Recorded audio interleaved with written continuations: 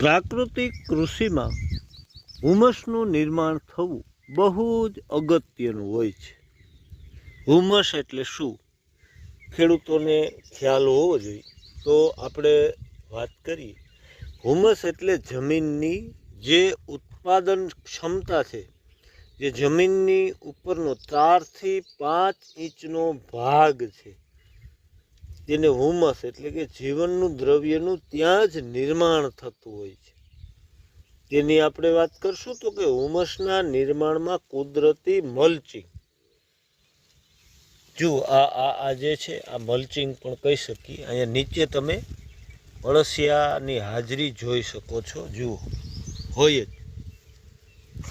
આપણી આવી હુમસ જે કુદરતી મલ્ચિંગથી જમીનમાં ઢંકાઈ જાય એટલે જમીન ઉપર અંધારું કરવું, બરાબર, ઠંડક રહે. આવા વાતાવરણમાં જમીનમાં 25 થી 30 ફૂટ ઊંડે બધા જ પ્રકારના પોષક તત્વો હોય છે. હવે જમીનની ઉપર અંધારું અને ઠંડકવાળું વાતાવરણ મળતા જે નીચેના બેક્ટેરિયા છે તે બધા ઉપર આવે છે અને નીચેના બધા જે પ્રકારના પોષક તત્વો હોય ને તે મૂળને આપવા આવે છે.